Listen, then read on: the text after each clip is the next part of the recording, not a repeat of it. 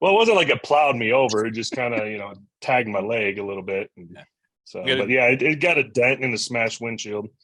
We're going to do the Chuck Norris stuff. Like, a car ran into Tig and, Tig survived or something.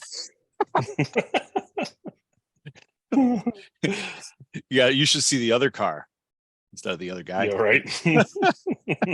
My favorite was Chuck Norris finally admitted to using stunt doubles in his movies, but only for the scenes where he cried. Oh, that's good. Meet the Pressers with Matt Mallory and Klint Necro. Brought to you by Public Safety and Education and the Trigger Pressers Union.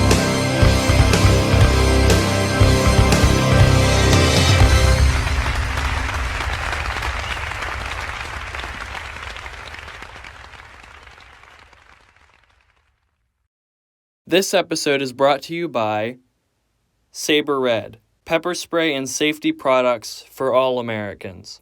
Next Level Training, makers of CERT training products. Mantis. Mantis X helps shooters suck less. Firearms Owners Against Crime Institute for Legal, Legislative, and Educational Action. Meet the Pressers is also supported by other shows, companies, and our Patreon members. Thank you. Hey folks, this is Klint Macro, co-host of Meet the Pressers with Matt Mallory and me. I've been out on the road and on the range all day, and John Tig Tigen is jumping in the chair as a special guest co-host. He's also running for mayor in Colorado Springs, so make sure if you live in Colorado Springs, you get out and vote for John. Our special guest today is Jared Ogden, and Tig and Jared and Matt are going to talk about a bunch of things, but later on a question is going to arise, and I want to give you the answer. The answer is Franklin Delano Roosevelt. President Franklin Delano Roosevelt. Enjoy the show. We'll see you next time. Hey, everybody. Matt Mallory here with Meet the Pressers. We've got a special guest co-host today, John Tig Tigen, one of the Benghazi heroes, as well as soon to be, we're hoping, praying, mayor of Colorado Springs, Colorado. So if you're in that area, definitely get out and vote. If you know people in that area, let them know. And we have a guest today that we both know and we both have talked to, hung out with at the shows and whatnot, Jared Ogden. Jared, how you been, sir? I have been good. Life has been busy, and there's no shortage of curveballs, I'll say. Isn't that life? Curveballs. Yes, absolutely. So tell the viewers and listeners a little bit about yourself, what your claim to fame is, and what you're doing now with all your background and experience. Sure.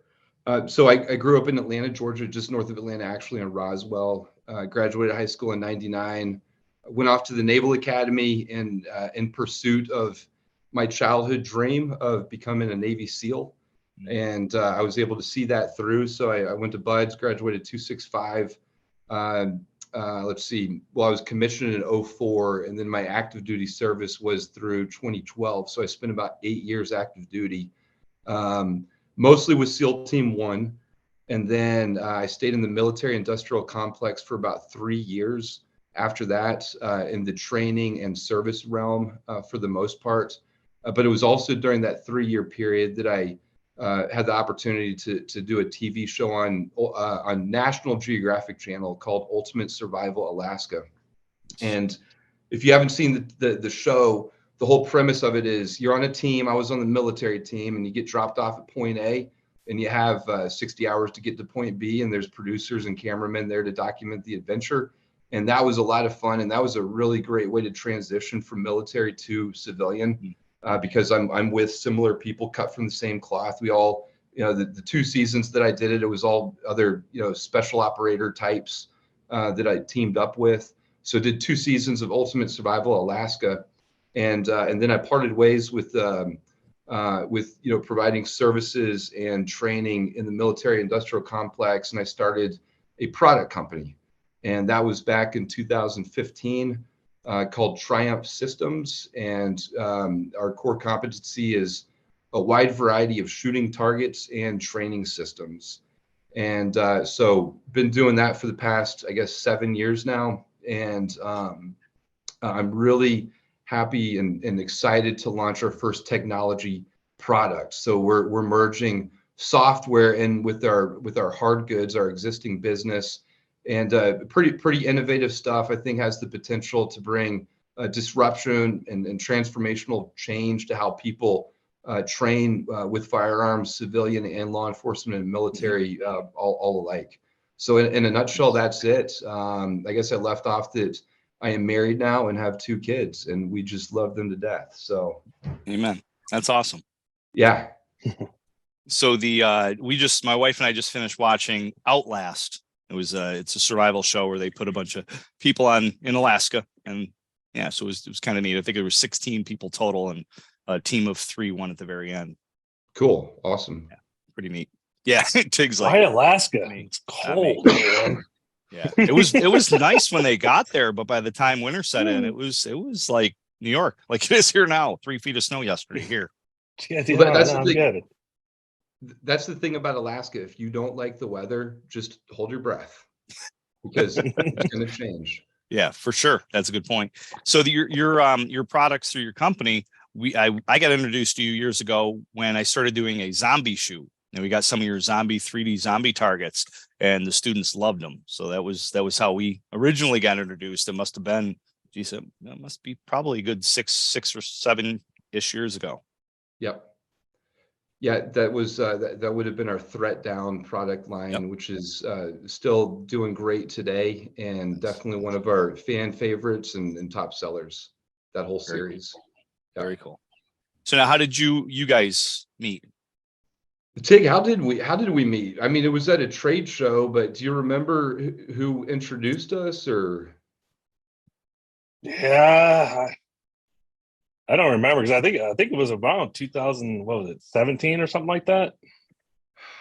it blurs together, but what I remember about meeting Tig is, there's certain people when you meet them for the first time and you just kind of hit it off, and then every industry event that I've been to since and seen Tig, it's kind of just like maybe it's not like we're pen pals or anything, but you just kind of pick up where you left off. That's the thing about Tig and the chemistry that we have. Yeah, I think when I was working laser ammo, that's when we first met. Yes. Yeah. That sounds right. Yeah. Super. So run us through a little bit about the product line. You had mentioned the Threat Down targets, and then it evolved from that into, I know you got the reactionary targets that you can run. Well, at the time you couldn't run it from a cell phone. It was a remote, correct? Correct. Yeah. Is that evolved? Oh, it's all evolved quite a bit. So our initial strategy to market was to come out with very differentiated products. And since then, we have evolved the line to more commodity type targets. So we carry the Shot Seeker line now as an example, which is the reactive splatter type target. So when the round impacts the paper, it leaves a high color contrast ring. So we've got those. And then we've got targets that splatter, pop packs. We've got the targets that bleed, which you referenced earlier, our Threat Down series. We have maintenance kits now. We have range protective equipment now. So we've evolved quite a bit. And in the business, we call that the consumer side. And then on the government side, that really revolves around the pivotal trainer, which is our turning target system. So threat, no threat type of training. That product's come a long way. We last year we launched a smart version of that called the Elite Pivotal Trainer. It has better hardware, but it has smart technology as well that we'll get into, because the third division of Triumph Systems now is technology. So over the next 18 months, we're going to roll out 3 different technology products, with the first one being Brass App, and that's going to be available in the Apple App Store next month, and then Google Play shortly thereafter. Brass App in its first version is we're not first to market with it, but we're among the first. So it's for laser-based dry fire training. It gives you the instant feedback. When you're doing the dry fire training, you have a profile. You can save your sessions, and you can measure progress over time. We'll have an accompanying hard good magic bullet. So it's caliber specific. You just drop it in the chamber, And when the firing pin hits the back of this rimless cartridge, it connects the circuit and sends out just a burst of laser. And so that's what your iPhone or your Android phone is tracking. So again, not first to market with this, but among the first. And I believe we have a very good, a better mousetrap. Phase 2. Yeah, go ahead. No, I was just going to say is, all the different technology that's out there. Back in the day when I was in the Army in the 90s, I mean, it was paper targets and maybe them shooting blanks, or maybe it was live ammo over our heads at basic training while we're crawling under concertina wire in water or something like that. It's come a long way, and I think that this is the time, especially trying to move into, like, in teaching classes, teaching mindset sometimes is even more important than teaching. I don't want to say how to shoot, because obviously that's still important, but I think back in the day it was like, we got to shoot really good, but they really didn't think the mindset aspect was as important. And now it's kind of a combination, just like, the targets are a combination. Back in the days, paper targets. Now we're doing force on force, shooting UTM, ultimate training munitions, shooting wax projectiles at people. We're doing these reactionary targets to actually get decision-making, cognitive process going on, which is something that's crucial in life or death situations. Yeah, I mean, and it's my limited experience in FID, Foreign Internal Defense, in Afghanistan, 2009-10 period.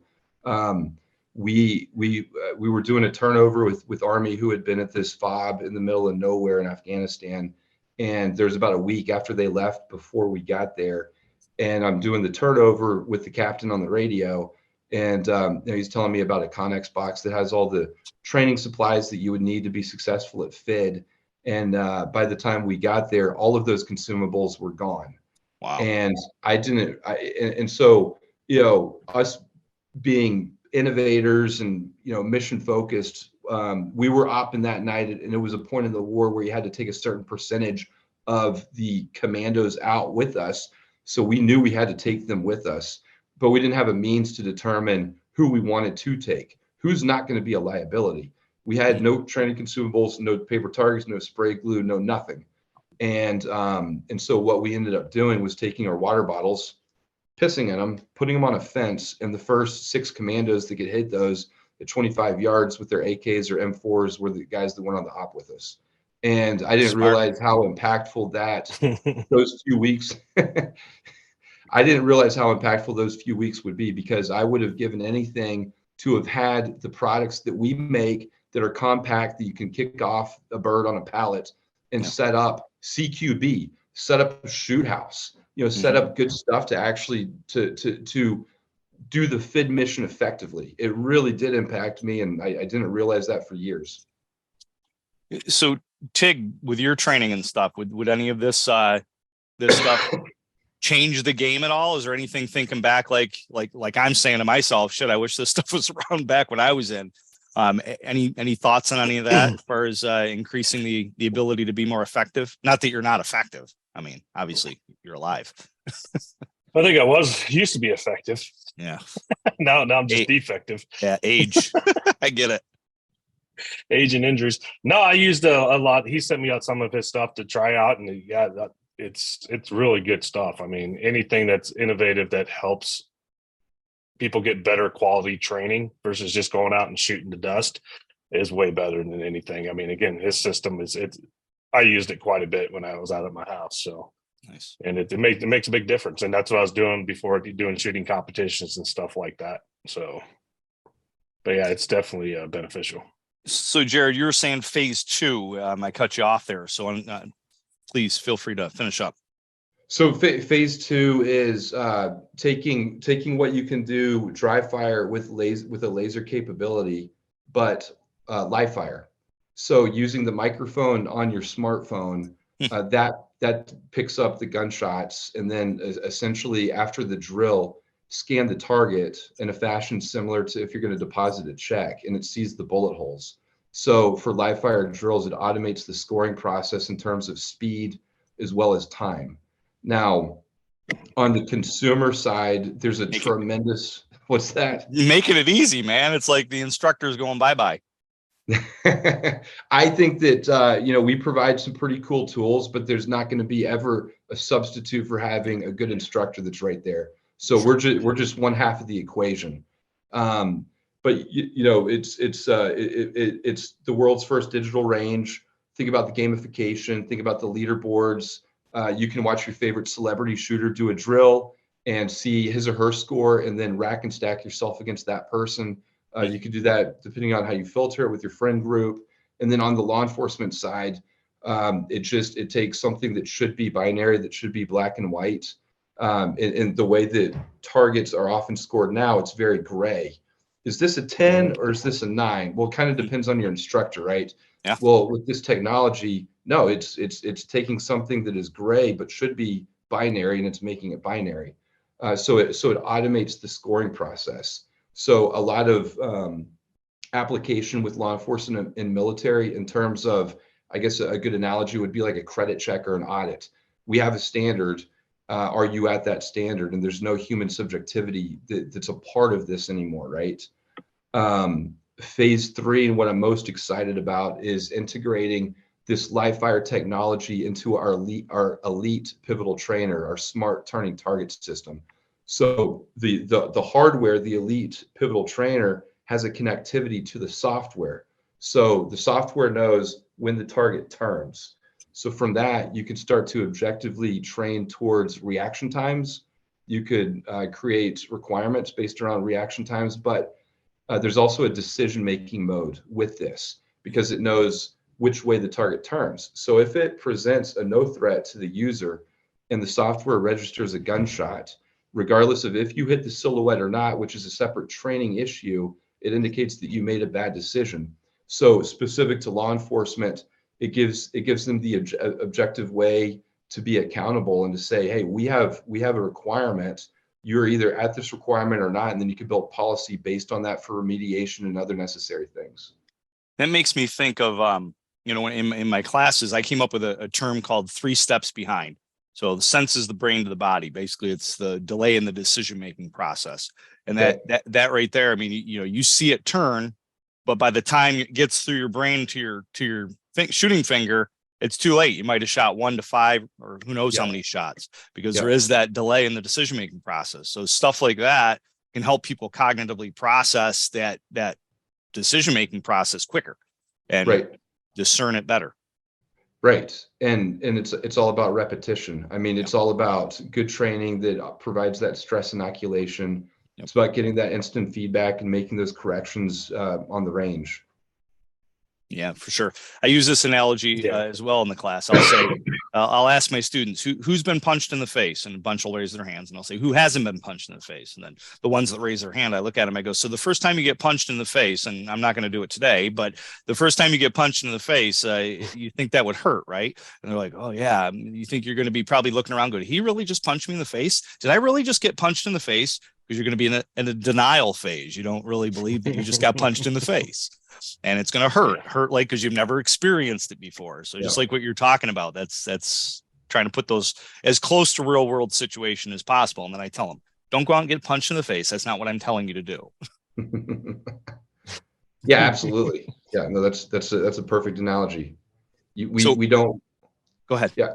No, finish. So we don't want for law enforcement officers, as an example, to experience these high stress situations for the first time on the job.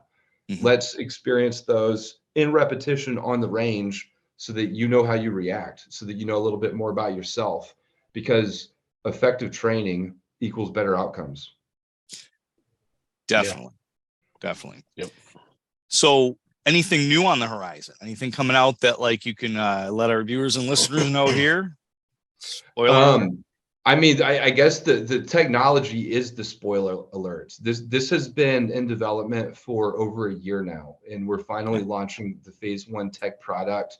Honestly, this is my first public forum that I've discussed any of this. Nice. So, maybe I let the cat out of the bag a little bit too early. But listen, viewers, we got more cool stuff to talk about. So just because I told you this, don't go anywhere.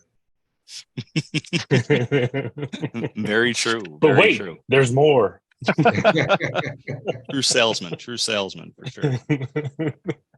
So on the training aspect of it, I mean, obviously you have the military background, and you were trained there, as well as all three of us actually with our military backgrounds, and mine in law enforcement. Did you do law enforcement, Jared? So I'm actually a reserve deputy. Okay, perfect. Yep. Yeah, I couldn't remember with our conversations if you were or not. So there's training there as well. With all of that, is there a certain instructor out there in the industry or classes that you like to take or have taken recently that you walked away saying, yeah, it was a good class, I did it? Because we're always should be students no matter what level we're at. You guys agree with that, right? Yeah, 100%. Yeah. For me, I have so many, just the initial training and then the workups, right? And the teams, just some of the best training that I have ever been through. I was just at Georgia Tactical Officers Association conference in Columbus, Georgia, and there were some really, really good classes there. I participated in the range day, so I wasn't at any of the classes. But the conference that I recently attended last year, my most favorite one, just because I think it's so relevant, was I went to an active shooter conference, and I was able to listen to about a half a dozen officer accounts of, typically it was the officers that put down the threat, and to hear their debriefings, which would go anywhere from 2 to 3 hours with Q&A. And it was very fascinating. You talked about mindset earlier and how important that is. And without mindset, you really have nothing. So to understand their perspective, I think is a good way for me to just kind of get a refresher on that warrior mindset.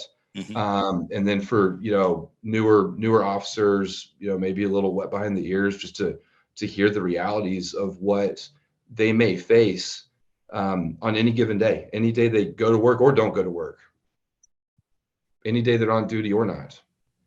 Yeah. Fair enough. Tig, what about you? Yeah, going through additional training, like you were saying, you can tell just on the civilian side who's been through something or went through any kind of training when something happens versus somebody who's never done it. They're just like a ghost.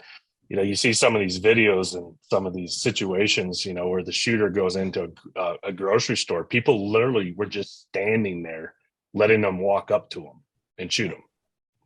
Again, that just goes to like you're saying, the mindset, just basic situational training on what to do on any given thing. Just a little bit would have saved a lot of people's lives. And that's what I just try to tell people. If anything, just go and just learn something. The one that stands out in my head the most is the Waco, Texas church shooting, where the guy stood there and pointed the shotgun at the guy with the collection plate, and he just stood there with the collection plate. Yeah. And then he turned and shot one of the guys trying to reach for a gun, and then turns around and the guy with the collection plate's still standing there with the collection plate, didn't move. He was frozen. I mean, it's sad. And the mindset is just, it's, so critical, so crucial in any of that. It seems like it seems like the human default in a situation like that is one of three things: fight, flight, or freeze. And just knowing that, listening to some of these personal accounts and processing and thinking about it and starting to get those visual reps in. What would I do? I mean, that I think that's visualization is a powerful tool. It's the first step, but it's you got to have that awareness. Hey, humans tend to, in these situations, fight, flight, or freeze. And yeah, that's what you saw in Waco. That's what you saw in the a lot of the supermarket, the one in New York and others. Yep. We had Stephen Williford on from the Sutherland Springs, Texas church shooting.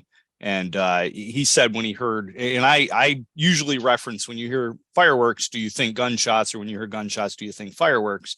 And he said that he thought he heard fireworks right off the get-go when the shooting started happening. And so he had that denial phase at the beginning, and then he was like, wait a minute. And they opened the curtain, and then he realized it was gunfire at the church across the street. So it's definitely important to have that right mindset, have the experience with it. And car accidents, not being hit by a car like you, Tig, but normal car accidents that most people get into.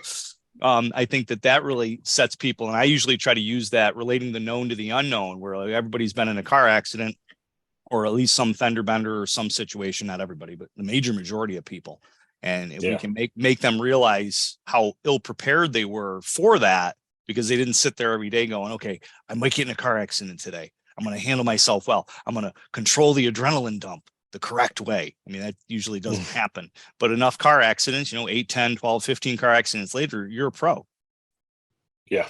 You're like, yeah, here we go again. Yeah.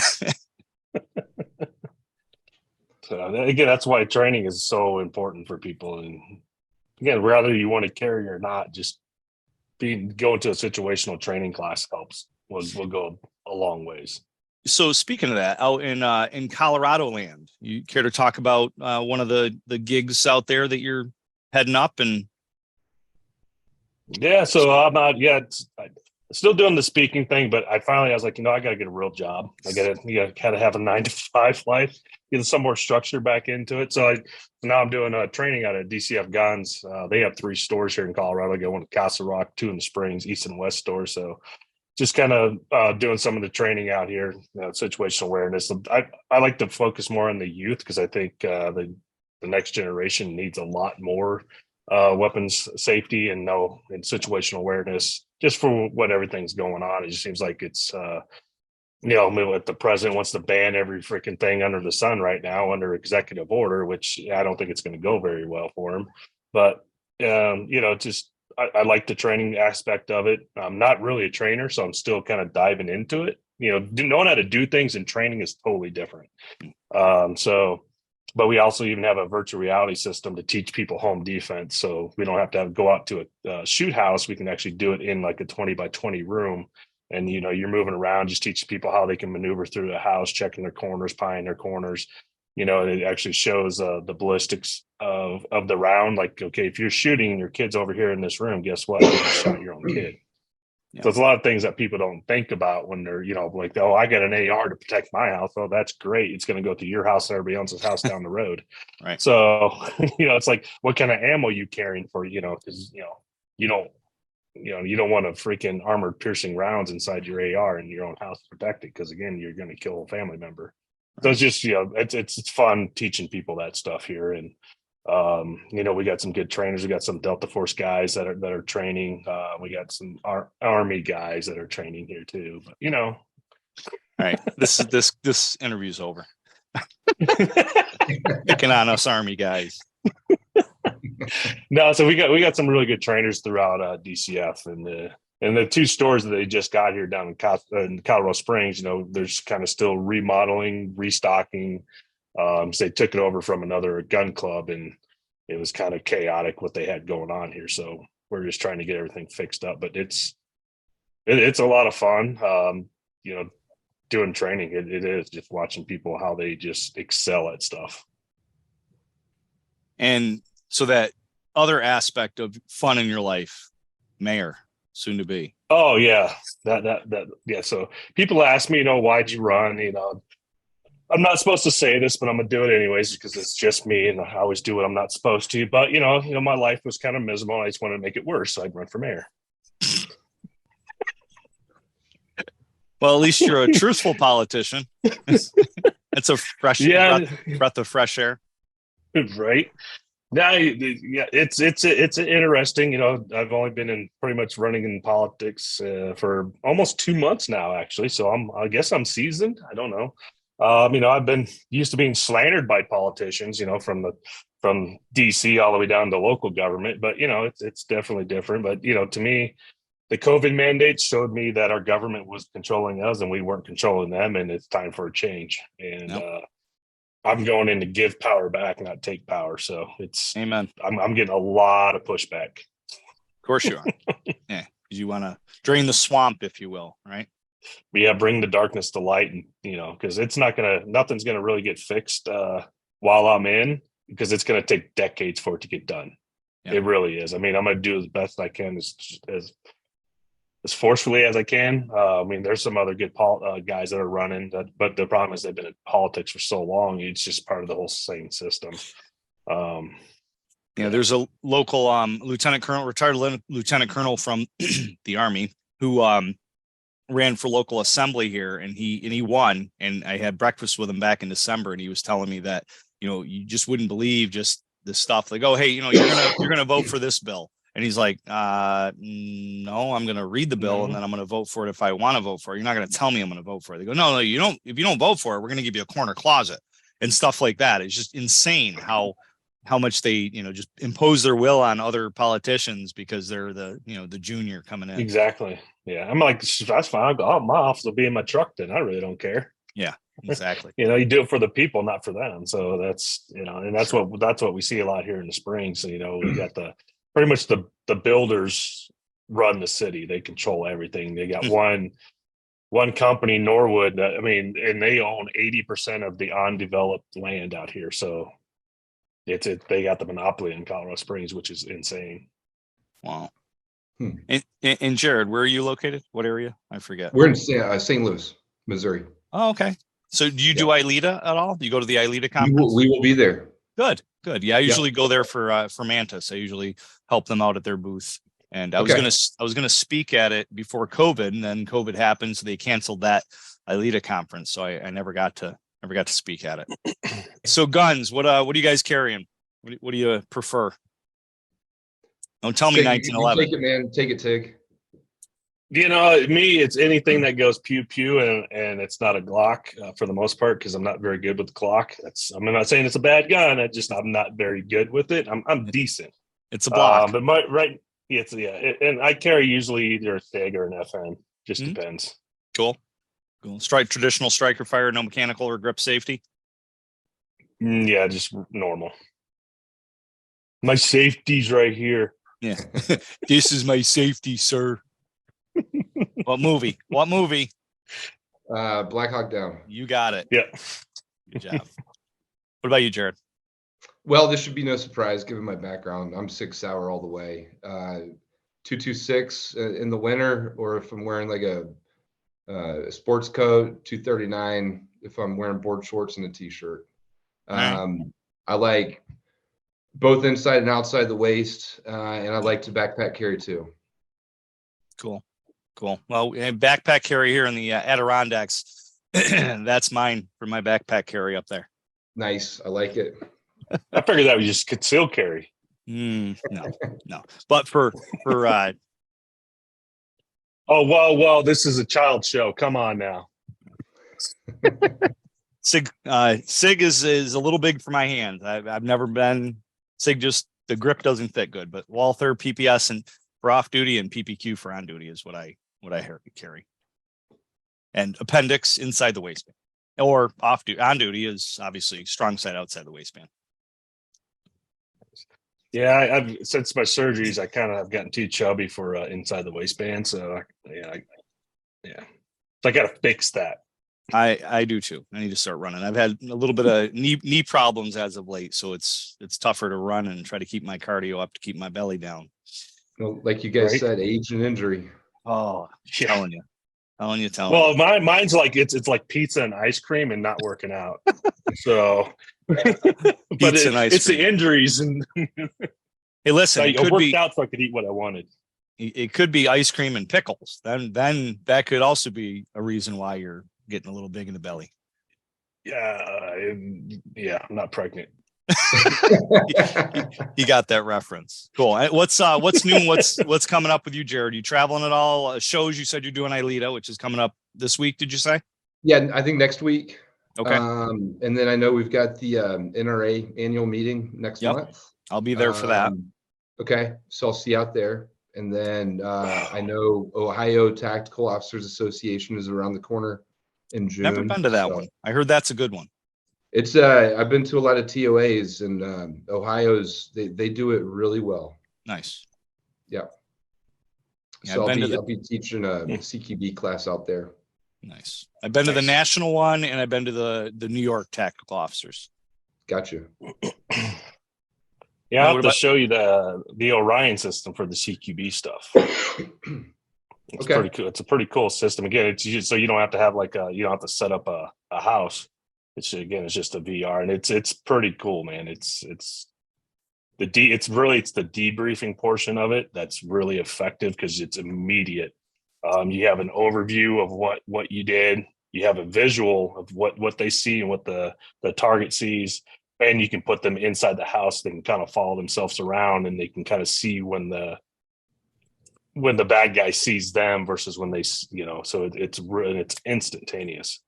So it's pretty cool once the scenario's done. VR or AR? VR. It's VR. Okay. Yeah. Very cool. Is that what you have at where you work? Yeah, DCF. Yep. DCF. Okay. Yeah, and I mean I took it out to like a couple of other like FOPs and stuff like that, turnover police events, and let them go through it. And a couple of them, they got so into it that they leaned up against the wall that wasn't there and almost fell over. Really? Wow. So that's how good it is. Yeah, That's awesome. very cool. Awesome. And which I don't know why you lean up against the wall anyways, but it's just old age injuries. Age and injuries. It all goes back to that. Oh, doesn't it? All right, Tig. So what do you have going on? Any travel coming up that people can catch you out on the road? Well, yeah, actually, I got one. We're actually doing wheelchair. I'm going out for Wheelchairs for Warriors down in Hobbs, Texas, I believe, or something like that, between San Antonio and Houston. I think that's what the name of the airport I'm flying into, anyways. Mm-hmm. And that's kind of the only one that I have right now because I didn't.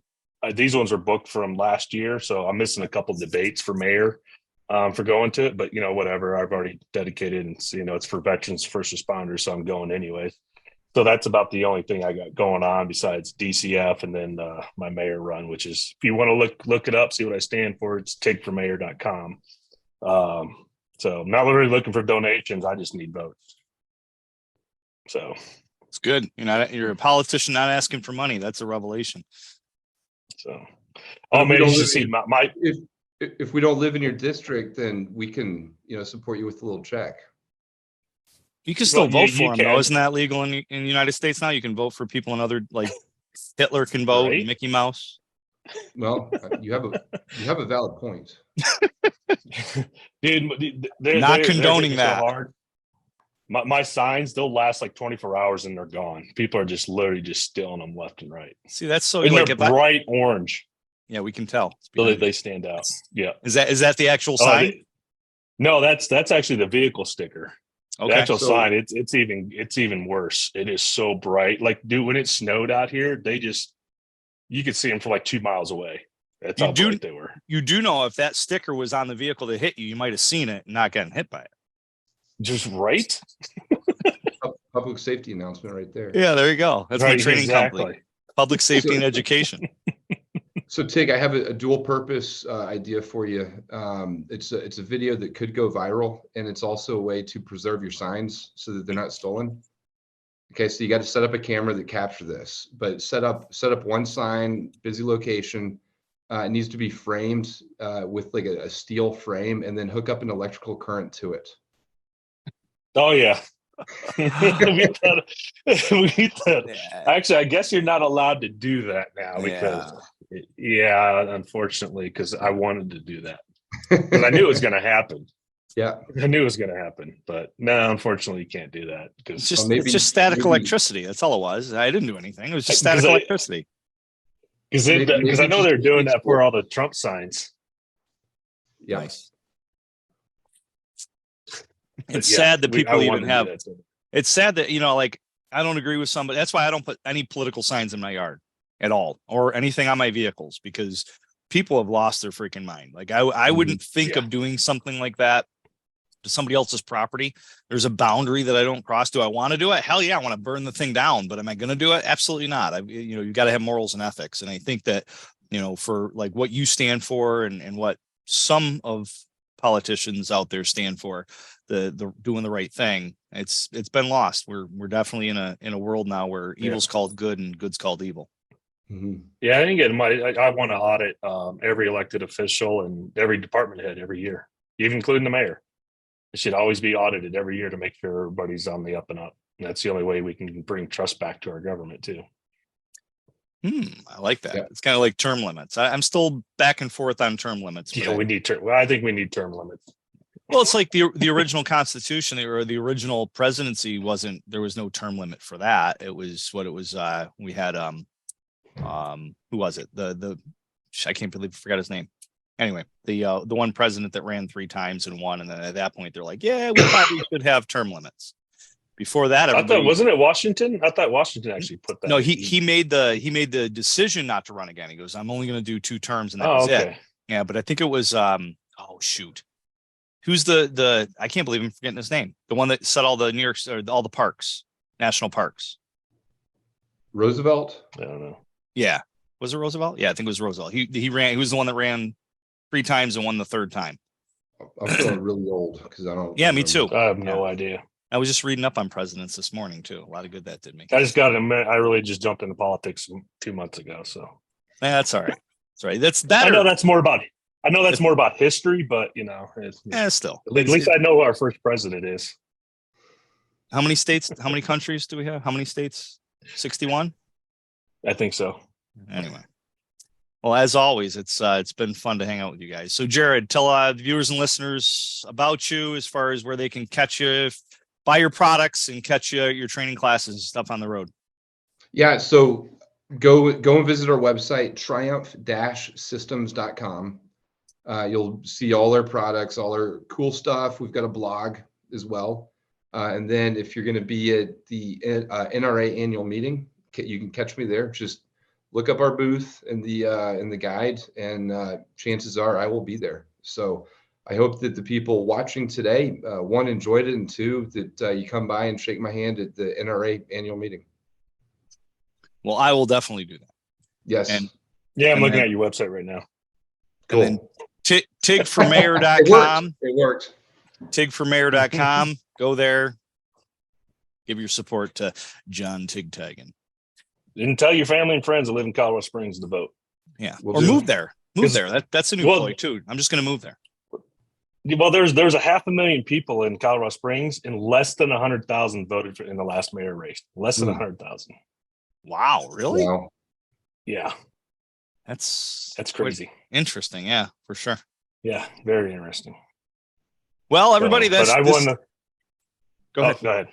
No, I was finish saying up. we did a straw poll thing last night, and I actually got beat everybody. So You spanked them hard. Poll. Would you say it was? Yeah, it was pretty bad. 86 to 20. It was a pretty bad spin. Yeah. Yeah, it was like 86, and then the next closest one had like 20, 25 or something like that. Yeah, and I was thinking it was like party lines, and you said that was not party lines. That was open to everybody, all parties. So that right there is it's the wow factor. Yep. It's the TIG phenomenon. Right. Phenomenon.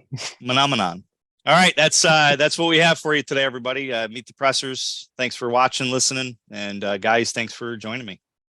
Stay safe. Thank you, man. Good to see you. Hello, my name is Klint Macro. I'm the co-founder and administrator of National Train a Teacher Day. National Train a Teacher Day is a grassroots movement of volunteer firearm, safety, and defense instructors who are pledging to give free training to those who are charged with the safety and education of our children. This free training is available to teachers, school staff, administrators, and those that work with youth in a leadership capacity. That could be clergy, rabbis, Sunday school teachers, scout leaders, football coaches, or bus drivers. This year marks our 6th annual National Train a Teacher Day, and we will be observing it on June 17th, 2023. That's Saturday, June 17th, 2023.